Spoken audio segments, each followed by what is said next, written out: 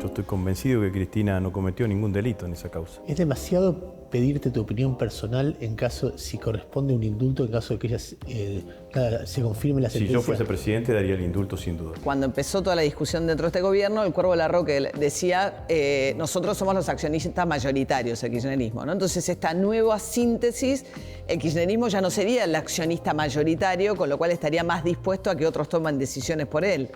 No, no estoy diciendo eso. El kirchnerismo y el liderazgo de Cristina es incuestionable hacia el interior de nuestro espacio político.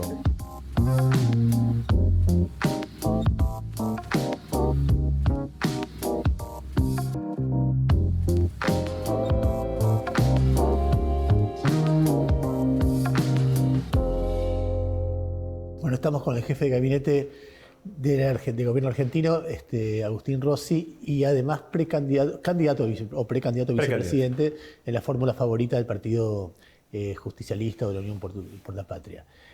Agustín, en principio, ¿por qué alguien votaría un gobierno que termina con cifras tan altas de inflación comparativamente para Argentina, comparativamente para el mundo? En cualquier comparación son cifras realmente altísimas.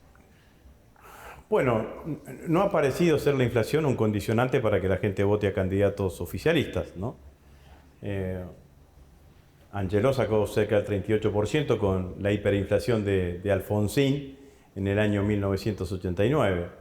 Mauricio Macri, en su recuperación entre las PASO y las elecciones generales, fue a las elecciones generales y sacó casi el 40-41% de los votos con un 6% de inflación, el 5,9% de septiembre, de la inflación de septiembre que se conoció en octubre, ¿no? Pero de todas maneras me parece que independientemente de eso, que digo que no es un condicionante, y lo decía antes también, cuando me decían Massa puede ser candidato a presidente por la inflación, sí o no, me parece que eso es así. Me parece que nosotros tenemos posibilidad de explicar por qué existen hoy inflación en la Argentina, ¿no? Y por qué calidad de crisis económica tenemos hoy en Argentina, que para mí es una crisis fundamentalmente externa de balanza de pagos, producto de la falta de reservas. Massa asumió en septiembre del año pasado, los 3 meses, el último trimestre del año pasado, se acuerdan que tenuemente se empezaba a delinear una inflación hacia la baja. La primera quincena de enero evolucionó la inflación más o menos al mismo ritmo que venía el último trimestre del año pasado. La segunda quincena de enero se dispara. Nuestro análisis es que en ese momento la economía toma cuenta no de la sequía, sino de los efectos económicos de la sequía, dice le faltan 20.000 millones de dólares, no los tienen que devaluar, anticipan precios a una devaluación que finalmente no sucedió. Y todo el esfuerzo que hemos hecho desde que Massa es ministro de Economía es medidas creativas para ver cómo recomponemos el nivel de reservas. Con bajo nivel de reservas, una de las causantes de los procesos inflacionarios son las expectativas de devaluación, y eso es a lo cual nosotros nos venimos oponiendo durante todo este tiempo. ¿Cuándo termina esto? Cuando cambie este ciclo económico de la Argentina, que a mi criterio empieza a cambiar en noviembre, diciembre de este año, cuando empecemos a recibir reservas genuinas de la cosecha fina, y el año que viene va a ser un año distinto, porque no vamos a tener ni los 20.000 millones de dólares que nos faltan este año, y vamos a empezar a tener ahorro de importación de energía con 4.000 millones de dólares del gasoducto Néstor Kirchner. Pero este gobierno, digamos, no empieza con Massa ministro de Economía, y si uno va para atrás tuvieron cosecha récord, o sea, llegan al punto que llegan de tener este problema muy serio de reservas después de un momento de mucha abundancia. El año 2022 efectivamente fue un año récord desde el punto de vista de las y precedido por una enorme demora en cerrar el acuerdo con el Fondo Monetario, lo que generó una pérdida de reservas muy grande, hasta que finalmente con mucho costo deciden cerrar el acuerdo. Digo, es el mismo gobierno de estos 4 años. Sí, un gobierno que empezó con una inflación del 55%. Digo, para poner el contexto general, empezamos con una inflación del 55%, no empezamos con una inflación del cero. ¿Qué nos pasó en los primeros años? El primer año tuvimos pandemia, corrámoslo, digamos, ¿no? Ahora, esa pandemia generó una caída del PBI de más o menos del 10%, que empezamos a recuperar en el año 2021 y en el año 2022. ¿Qué hicimos con las reservas fundamentalmente? Lo que hicimos con la reserva fue alentar el crecimiento económico de la Argentina. se solventaron una cantidad de importaciones que fueron las que nos permitieron crecer al 10% y al 5 y pico por ciento, 5,5% en el 10 en el 2021 y 5,5% en el 2022. Esto fue lo de la problemática fundamentalmente de las reservas. Se tomó una decisión de política económica. Uno puede decir, hubiesen crecido menos si hubiesen guardado más reservas. Hubiesen cerrado antes con el Fondo Monetario. Bueno, los cierres con los acuerdos con el Fondo Monetario Internacional no son simplemente de parte de una de las partes. Es una negociación. Y esas negociaciones tienen dos partes. Como estamos ahora, digamos, no es solamente la voluntad de uno, sino también la voluntad de uno y la voluntad del otro. Pero la realidad es que nosotros tuvimos una caída importante de la economía, vimos que había que recuperar esa actividad económica y gran parte sobre todo en el 2022, del récord de exportaciones que tuvimos, lo utilizamos para pagar importaciones que garanticen el crecimiento económico, que es uno de los debates de la matriz económica de la matriz económica de la Argentina. Lo que sí es cierto, y sí podemos llegar a coincidir, que cuando uno viste que se ven varias curvas ahora con respecto a la inflación y demás.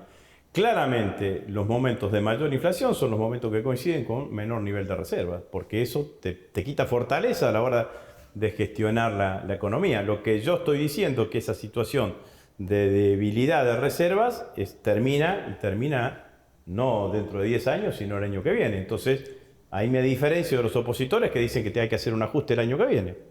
Porque la verdad es que yo creo que el año que viene no hay que hacer ningún ajuste. Lo que hay que hacer el año que viene es aprovechar una balanza comercial favorable para pagar las importaciones que sean necesarias, fortalecer la reserva y empezar a generar un proceso más estable de crecimiento económico con inclusión social. A ver, vos recién decías, bueno, vino la sequía y eso nos levantó la inflación.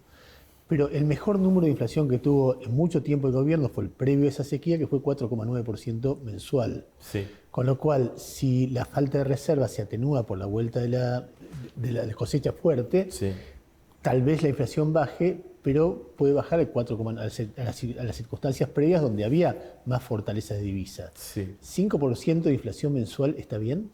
No. Nosotros tenemos que tratar de llegar a una inflación que sea razonable y compatible con lo que tienen la mayoría de los países del mundo. ¿Qué imaginan? Ahora, lo que no es mágico, eso también... Bueno, está bien, pero ¿qué imaginan? ¿Cómo abordarlo más allá de la llegada de...? También claramente no es mágico. Entonces, nosotros lo que decimos es, hoy la Argentina tiene una crisis fundamentalmente por ese faltante de reservas. Vos hablabas de las exportaciones récord del 2022. Digo, para dimensionar lo que significan 20.000 millones de dólares menos. La exportación del sector primario de la economía en el 2022 fue 23.000 millones de dólares. O sea que es casi como que la Argentina no hubiese tenido producción primaria, 20.000 millones de dólares. 20.000 millones de dólares Pero eso se entiende. Entonces, el tema es como... en ese escenario, yo digo, no es la única condición. Pero para mí sí es condición necesaria, quizás no suficiente, y haya que tomar no otra hace cantidad, falta un plan de estabilización, otra cantidad de medidas, pero claramente necesita fortalecer tu cantidad de reservas. ¿Qué abordaje piensan para la inflación que era previa a la falta de reservas? Si es que hay algún abordaje, si es que fuera necesario un abordaje, ¿qué es lo que están pensando? Bueno, tenés que empezar a desacelerar una economía que tiene una inercia inflacionaria muy alta, por eso hizo referencia al 55%. ¿Pero con un plan de estabilización? ¿Qué significa un plan de estabilización? Bueno. ¿Qué es un plan de estabilización? Bueno, ¿Qué es lo que significa un plan de ajuste? No creemos. Ajustando, pero están ajustando. No, lo que estamos haciendo es tenemos menos ingresos o reordenamos el gasto. No, pero además... No es que estamos detrás de una búsqueda de superávit fiscal, pero con menos ingresos cero. Hay que aumentar, van a achicar el déficit. Pero el año que viene no vamos a tener menos ingresos, el año que viene vamos a tener más ingresos. Pero con porque déficit nosotros lo que nos pasa, el efecto de la sequía lo que tiene es un faltante de reserva y tiene un faltante de ingresos fiscales, producto que no tenés derecho de exportación. Pero para ustedes el equilibrio fiscal o superávit fiscal no es un objetivo a conseguir. Sí es un objetivo, no es un objetivo a lograr a sangre y fuego,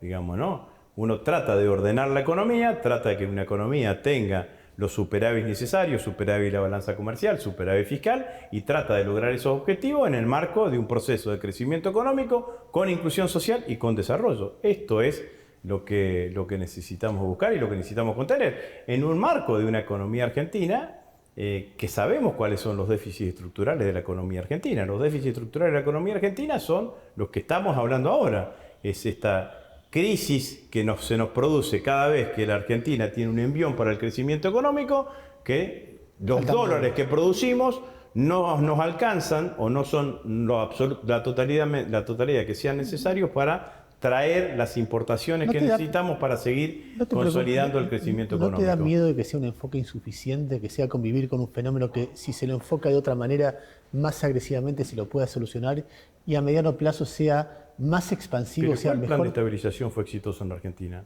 Sin costos.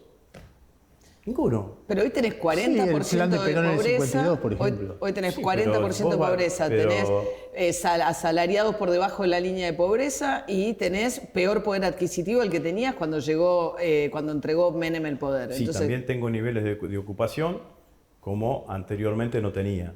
Digamos, pero ¿no? Mayor pobreza. Tenés mayor pobreza, mayor indigencia. Cuando bajás un par de puntos la inflación, los indicadores de pobreza, indigencia y de poder adquisitivo te mejoran rápidamente. Rápida y claramente. Entonces, a mí me parece que, porque en realidad, ¿qué es lo que se dice cuando no digo que lo dijeran ustedes, pero cuando te dicen plan de estabilización? Lo primero que están hablando es una devaluación abrupta. Una devaluación abrupta significa el doble de inflación, el doble de pérdida de poder adquisitivo, el doble de pobreza y el doble de indigencia. Entonces, nosotros no creemos que ese sea el camino. No creemos que el camino sea ganar las elecciones y fijar un tipo de cambio más alto que te genere más inflación con el discurso de que después vamos a estabilizar la economía argentina. Nunca sucedió eso. Terminó siempre mal. Terminó mal la convertibilidad, terminó mal el austral, terminó mal el primavera. Siempre terminaron mal. Y siempre terminamos con más pobres, con más indigentes y con más pérdida del poder adquisitivo del salario.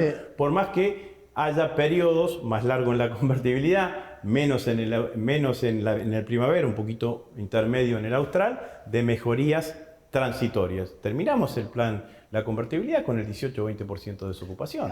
Entonces, la verdad es que me parece que hay que pensar la economía desde otro lugar. Entonces yo digo, si nuestro problema es la restricción externa, ¿cómo resolvemos la restricción externa? Con mayor nivel de exportaciones. Eso es así. Tuvimos récord el año pasado de 88.000 millones de dólares de exportaciones. Necesitamos la inflación 127, del año pasado fue más alta que la del año anterior. 127, 128.000 millones de dólares de exportaciones para los próximos 4 o 5 años. Bueno, para eso hay que generar políticas económicas que incentiven el modelo exportador de la Argentina. Bueno, me parece que ahí es donde hay que poner claramente la mirada. El gasoducto que inauguramos el domingo pasado tiene que ver con eso, porque no solamente nos vamos a ahorrar 4.000 millones, sino que el año que viene, cuando tengamos la segunda etapa que termina en San Jerónimo, provincia de Santa Fe, seguramente te vas a ahorrar otros 4.000 millones. Y si lográs después empalmar todo lo que significa utilizando el gasoducto del norte en reversa, llegás a Bolivia y llegás a los centros urbanos más importantes de Brasil y termina de explotar todo el complejo hidro, 4 o 5 años. Y siendo un representante del kirchnerismo, uno se pregunta cuánto representa Massa efectivamente al kirchnerismo, ¿no? Y queríamos que escuchar algo que decía el ex ministro del Interior de Menem, Carlos Corach, sobre Massa. A ver. ¿Cómo lo ve a Sergio Massa? Sergio Massa tiene una formación peronista, es un hombre que se preparó, es un hombre que tiene condiciones para liderar y gobernar. ¿Usted lo votaría? Sí, seguramente. Hay quienes creen que Massa puede ser, en caso de ser electo, algo así como un nuevo Menem. Puede ser. Puede ser. ¿En qué sentido? Bueno, yo creo que Massa tiene una de las características más importantes que tiene a Menem, que era la audacia para gobernar y realizar transformaciones. Creo que Massa la tiene. Y esa es una de las características fundamentales de Menem. La audacia. La audacia para fomentar para promover transformaciones importantes en el país. Audacia para fomentar transformaciones también las tenía Kirchner, digamos, ¿no? Tenía audacia y tenía capacidad de generar transformaciones. Digo, para dar una respuesta más general, digamos, ¿no? Porque también a veces quiero precisar, ¿no? Porque Massa era precandidato a presidente en el 2019 por su partido, por el Frente Renovador. En contra de kirchnerismo. En contra nuestra, digamos, ¿no? Estaban muchos en contra nuestro en ese momento, sobre todo entre el 15 y el 17. Resignó su precandidatura a presidente para ingresar al Frente de Todos. Encabezó la lista de diputados nacionales y fue presidente de la Cámara de Diputados. Era el tercero en la línea de sucesión. Yo entendí que las diferencias que habíamos tenido con Massa en el pasado habían quedado parcialmente metabolizadas con esa decisión. Ahora, el día que toda la coalición lo apoyó para ser ministro de Economía y logró el apoyo de toda la coalición para ser ministro de Economía, entendí que todo eso ya había quedado absolutamente metabolizado. Entonces, lo que quiero decir es que no estás eligiendo de candidato a presidente a alguien que está por afuera del espacio político, sino a alguien que compartió el espacio político estos 4 años, que te pareció un excelente presidente de la Cámara y te pareció una excelente opción para ser ministro de Economía. ¿Por qué no va a ser una buena opción para ser candidato a presidente?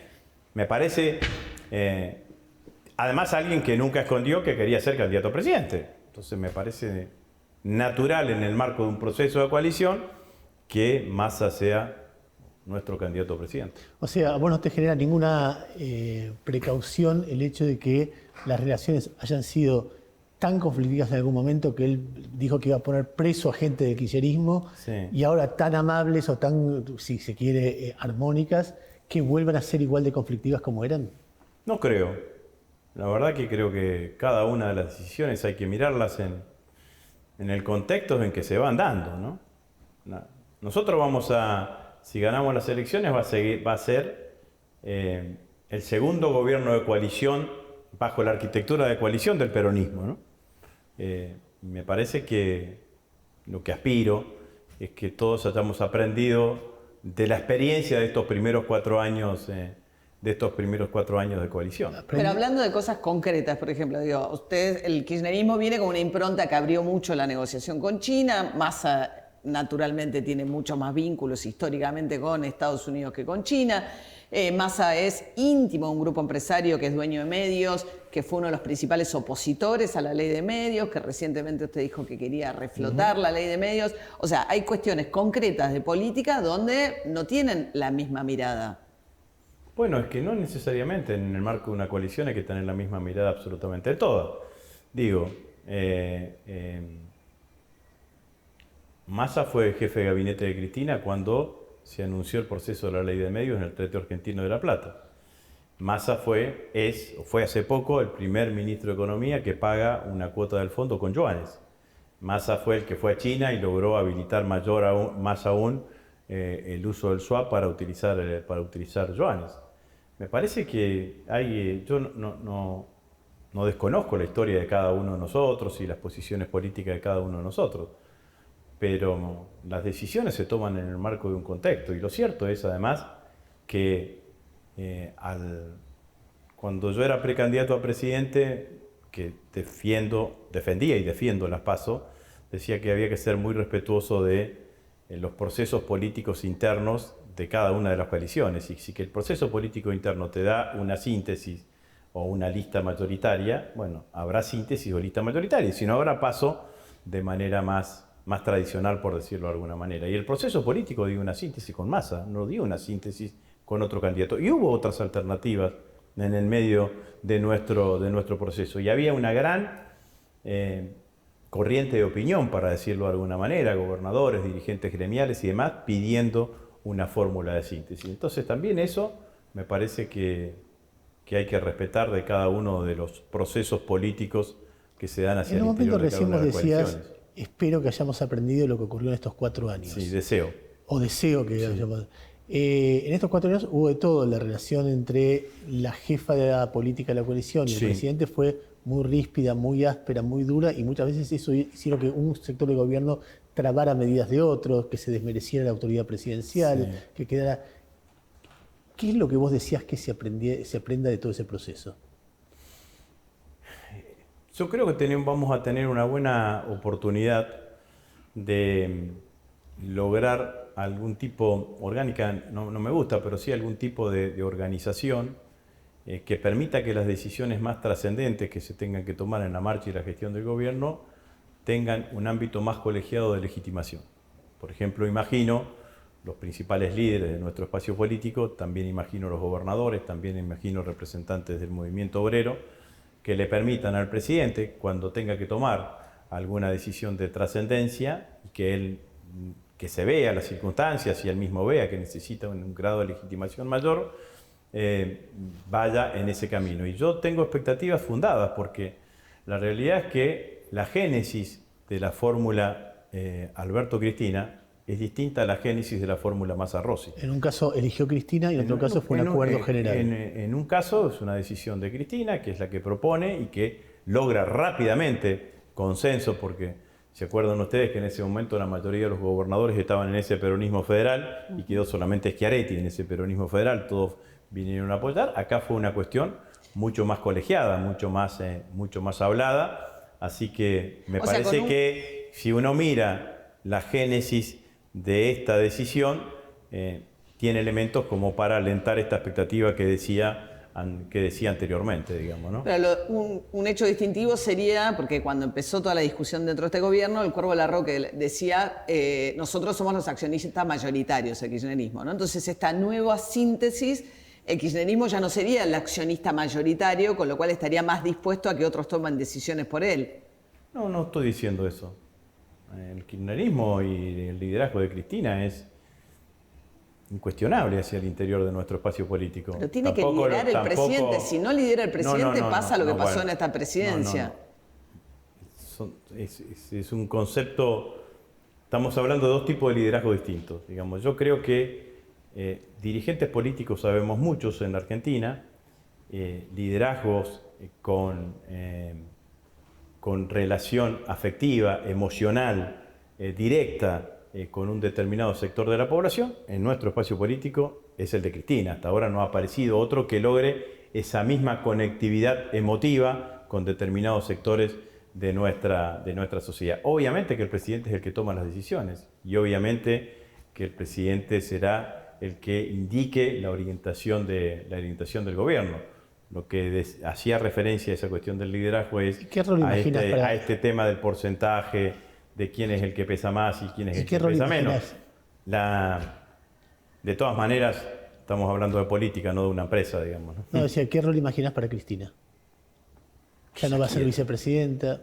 Que ella seguramente va a seguir ejerciendo un rol de liderazgo hacia determinados sectores de nuestra coalición y de la sociedad. ¿Cómo lo expresará ese liderazgo con más o menor actividad, con más o menor intensidad? La verdad que no lo sé, digamos, lo definirá ella. Estamos hablando de Cristina y uno de los temas que seguramente sean importantes para la próxima gestión es qué pasa con ella en su devenir judicial. De hecho, hay una causa que está a la espera de una confirmación o no, y si esa causa se confirma, si la sentencia se confirma no teniendo ella fueros, si se confirma la sentencia, ¿no? La sentencia implica una sentencia en términos de detención. Sí. ¿Qué imaginas que va a pasar si ustedes están en el gobierno con ese escenario? Lo que debería pasar es que Cristina sea absuelta. Yo estoy convencido que Cristina no cometió ningún delito en esa causa, ni en ninguna otra. Pero asumamos que no pasa. Bueno, pero lo que debería pasar es eso. Pero si no pasa, será la sentencia. Pero claramente yo creo que... Porque Alberto Fernández, con el tema del indulto, Alberto Fernández fue y vino. En un momento dijo que no, que eso era monárquico, y después dijo que bueno, que si la justicia es lo que es, puede ser. Sí, yo tengo mi mirada, yo no creo que en las repúblicas en donde Hay tres poderes, pero hay una cabeza que es el presidente de la nación. El indulto es una herramienta más que tiene el presidente para generar un hecho que le parezca de igualdad o de justicia en el caso de que considere necesario. Ahora, si Cristina se va a prestar un indulto, si el presidente va a tomar una decisión, bueno, esas son decisiones que yo no conozco. Digamos, lo que sí creo, sin ninguna duda, que Cristina es absolutamente honesta. No tiene nada que ver, es imposible. Es imposible que la presidenta de la Nación con presupuesto intermedio tenga que ver, tenía el jefe de gabinete, tenía el ministro, ni los jefes de gabinete ni el ministro terminan estando procesados en esta causa. Aparece ella y el secretario de Obras Públicas y los directores de Vialidad. La verdad que parece muy...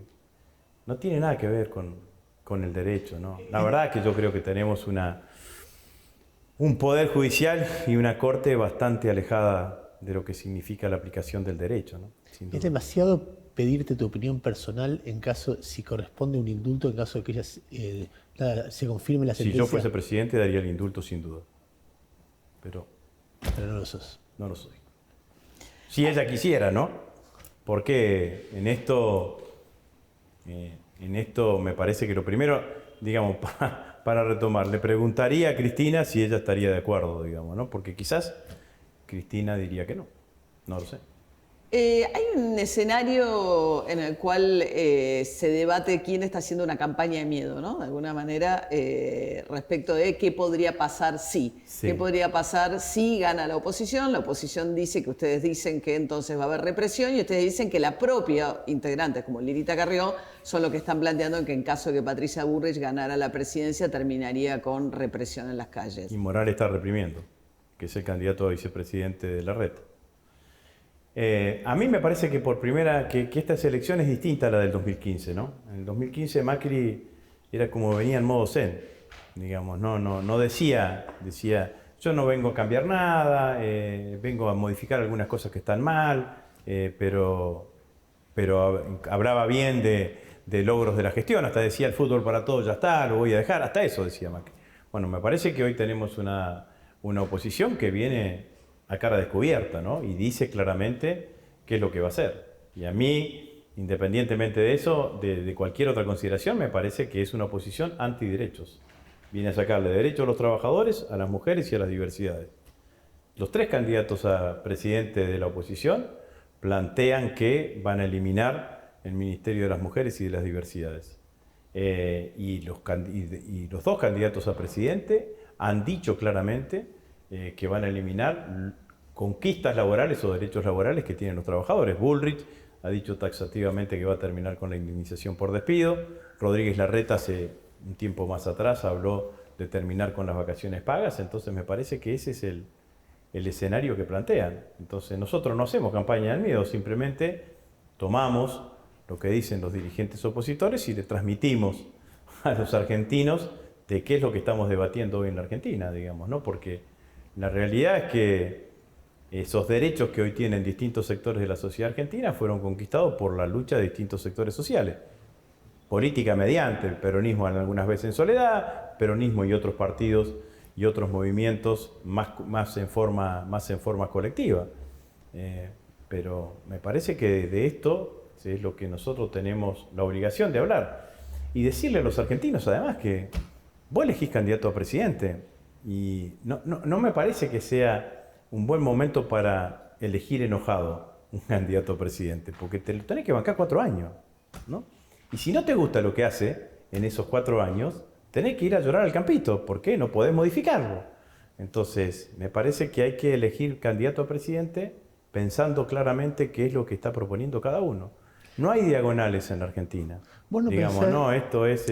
¿No pensás que cuando la oposición plantea hay que liberar las calles, algo de razón tiene respecto a los derechos de las personas que no están haciendo cortes y que están siendo afectadas en su derecho Yo estoy de acuerdo con eso, pero es con diálogo, no es con represión. Todo eso, Ernesto, el día que maten a alguien, se acabó. ¿Cómo volvés después de eso?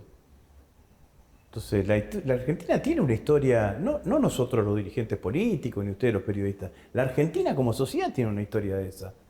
Entonces, yo me acuerdo que cuando Néstor Kirchner asumió en el 2003, esto siempre lo cuenta Carlos Tomada, su ministro de Trabajo, decía que Kirchner le dijo ni palos ni planes, ¿no? Que no había que reprimir la protesta social y que había que iniciar un sendero de generación de puestos de trabajo. Entonces lo que hay que hacer es negociar, dialogar. Pero al revés, la ministra, cuando el Polo Obrero o las organizaciones piqueteras que por algún motivo marchan a la 9 de julio y acampan, dicen, mientras acampen yo no dialogo. Entonces el acampe se prolonga, entonces termina siendo ni diálogo ni represión, ninguna de las dos cosas. Y el corte perdura. No siempre los diálogos se hacen a la vista absolutamente de todos. En el marco de todo eso siempre... Nosotros nunca hemos dejado de tener vinculación ni diálogo con las organizaciones sociales. A veces ese diálogo es más productivo y logramos soluciones en forma inmediata y a veces resulta más difícil. Ahora, lo que yo no estoy absolutamente en desacuerdo, en Jujuy hoy tenés docentes procesadas. Llevaron preso a una docente. Entran a buscar a chicos que participaron de las movilizaciones a las 8 de la noche, a las 9 de la noche en su casa. No más eso. Digamos, 40 años de democracia no merece esto. Digamos, me parece que en eso prefiero un corte antes que cualquier situación de la que me tenga que lamentar y que después no pueda volver. Entonces, me parece que hay que poner esfuerzo en la negociación, que hay que poner esfuerzo en el diálogo, que hay que generar acuerdos. Nosotros en algún momento durante el gobierno de Cristina también se generaron acuerdos en un sentido y en el otro. Bueno, me parece que ese es el camino. Vos sabés que Gerardo Morales llegó al poder aliado con Sergio Massa, que parte de los votos es una alianza que hasta hoy continúa y que fue refrendado en la reforma nacional. Bueno, no creo que hoy continúe, porque Sergio Massa es mi candidato a presidente y Morales es candidato a vicepresidente de Horacio Rodríguez Larreta. También el partido de ustedes en Jujuy les dio aval apoyando la reforma constitucional, o sea, hay una serie de hechos que no lo muestran como un personaje aislado, sino un Acabamos de intervenir el Partido Justicialista. Hoy acaba de intervenir el presidente de la Nación, el Partido Justicialista, y designando a Gustavo Menéndez y a Aníbal Fernández como interventores. ¿Y contemplan la intervención de la provincia? Nosotros lo que queremos es que en la provincia no pasen las cosas que están pasando. La verdad es que no miramos la intervención, que además exige un trámite legislativo. En el medio de un proceso electoral se puede ver de manera absolutamente distorsionada. No tenemos ninguna mirada en ese sentido. Lo que sí exigimos es que terminen con la represión. No pueden seguir reprimiendo, no pueden seguir porque las docentes un grupo de docentes están de paro, no puede ser que las procesen por delito de sedición, por estar en contra de la Constitución que sancionaron. Que bueno, podés estar en contra de una Constitución que luce en muchos de sus aspectos claramente contraria a algunos aspectos que están dentro de la Constitución Nacional. Entonces, eso es lo que pedimos. No pedimos otra cosa. Pero la prohibición de cortes está en la Constitución de Salta también, y ese es un aliado íntimo de Massa actual, no de un tiempo pasado. Y tienen la misma cláusula, Salta y Jujuy. Bueno, yo no estoy de acuerdo. Y quería preguntarle ahora como santafesino y rosarino específicamente. Sí. Digamos, Santa Fe es una de las provincias más ricas del complejo agroindustrial de la Argentina, es al mismo tiempo semillero de los grandes futbolistas que han triunfado en el mundo. Pero es la cara... Y de técnicos. De técnicos. Bueno, y además mucha gente adora la ciudad de Rosario, etc. Cuna al rock nacional. Cuna al rock nacional, ahí va. Bueno. Pero es también hoy el lugar de mayor índice de criminalidad del país, donde está territorialmente afincado el narcotráfico. O sea, ¿por qué razón el narco tiene esa concentración en Rosario y Santa Fe? Bueno, habría muchas miradas, digamos, ¿no? sobre un hecho. El hecho empieza a producirse en el año 2009-2010, que nosotros empezamos a notar que empiezan a aumentar los indicadores de homicidios en la provincia de Santa Fe y en la ciudad de Rosario por sobre todas las cosas, que eran homicidios no en ocasión de robo, ¿no? De hecho, inclusive el argumento que existía en ese momento no es crítica, simplemente es descripción. No es un indicador directo de inseguridad porque es un homicidio, no una ocasión de robo, y se intentaba subalternizar o no valorar adecuadamente lo que empezaban a hacer el enfrentamiento entre bandas, como conflictos interbarriales, intrafamiliares y demás, digamos, ¿no? Me parece que lo que sucedió fue que desde ese momento hasta, creo yo, que en el año 2012, cuando se produce un hecho traumático porque se termina poniendo preso al jefe de la policía de la provincia durante el gobierno de Antonio Bonfatti, una investigación que venía haciendo la Policía de Seguridad Aeroportuaria y siguiendo un delito de trata, termina enganchando con una comunicación telefónica con una regente de un prostíbulo en la provincia que dice: quiero empezar a vender cocaína, y le dicen: tenés que arreglar con tal, digamos, ¿no? Y ese tal era un hombre de la policía.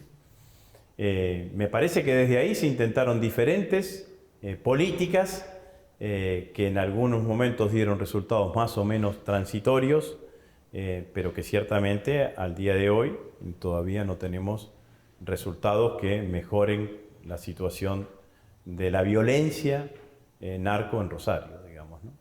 Y claramente que tiene que haber explicaciones que están adentro de la ciudad, digamos, ¿no? Porque Rosario es un mercado de consumo similar al de Córdoba, por decirlo de alguna manera, y no hay la violencia que existe en la ciudad de Rosario, que además los principales líderes o jefes de las bandas narcos están, la mayoría de ellos, presos, detenidos, algunos con cadena, la mayoría de ellos con cadena perpetua, y las bandas, las subbandas, los grupos siguen actuando con un nivel de violencia enorme. Bueno, hay que desandar ese camino, digamos, ¿no?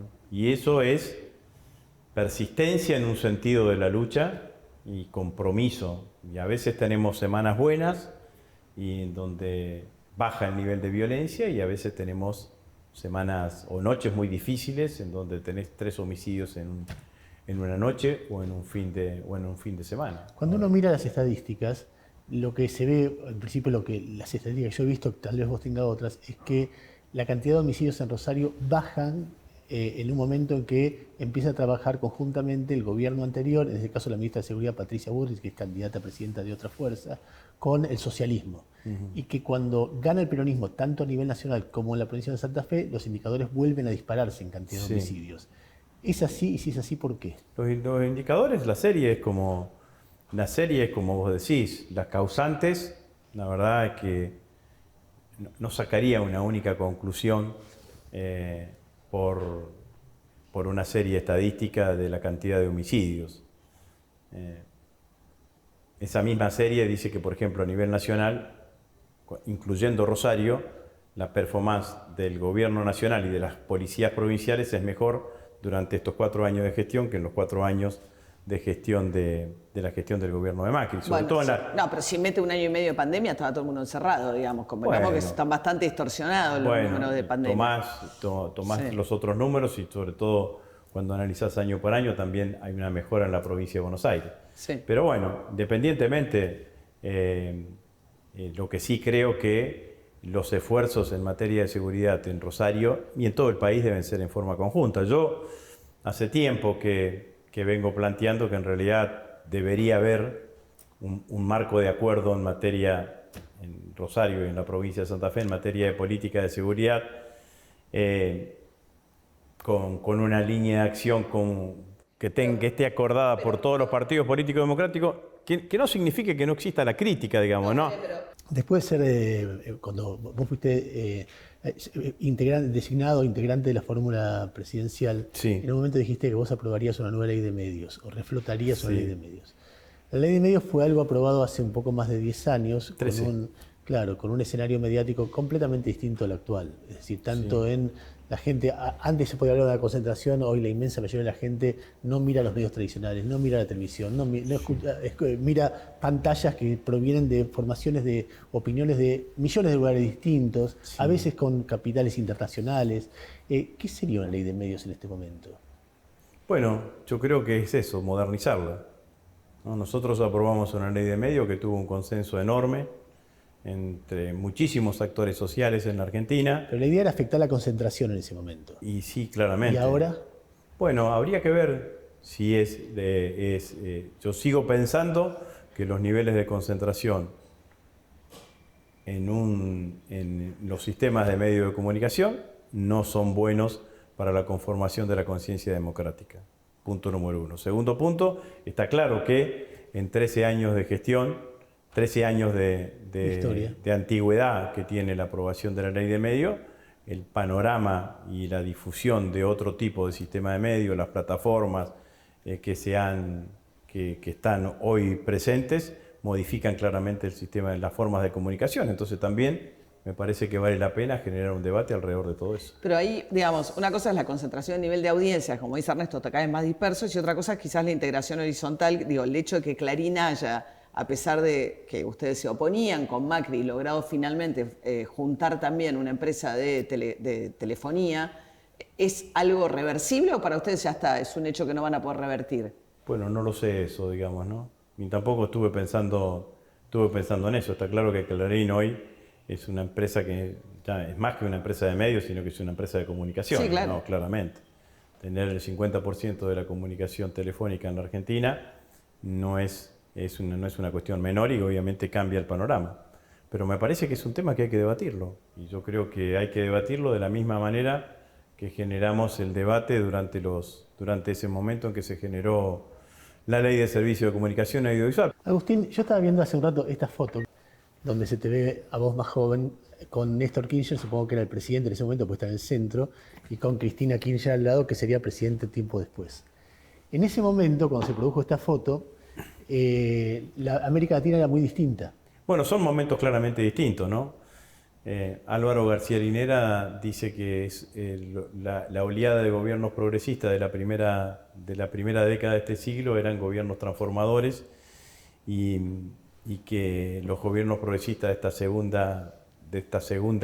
segunda oleada de gobiernos progresistas son más, creo que él llama más administrativistas, digamos, ¿no? de una situación. Lo que sí a mí me parece que es imposible analizar América Latina sin el mundo, ¿no? En la primera década de este siglo todavía teníamos una hegemonía absoluta de los Estados Unidos. Hoy tenemos un mundo distinto, ¿no? Tenemos un mundo en donde hay dos nortes. China ya no está más en el sur, son dos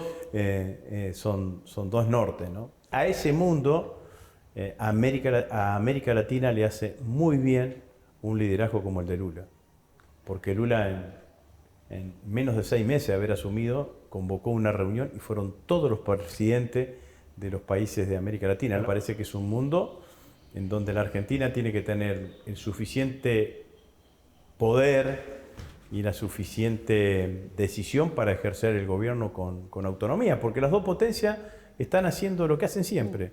Buscan alineamientos automáticos, si no consiguen alineamientos automáticos buscan adhesiones, si no consiguen adhesiones buscan espacios de influencia. Y nosotros tenemos que ver qué es lo que le conviene al país, qué es lo que le conviene a la Argentina. Muy cortito, pues se nos fue el tiempo. ¿Cómo va a ser recordado Alberto Fernández? Porque estamos terminando el reportaje y no lo mencionamos, pero muy, muy cortito. Seguramente la historia lo va a recordar como el presidente de la pandemia. Todavía no tenemos, no sé si les pasa a ustedes, digamos, ¿no?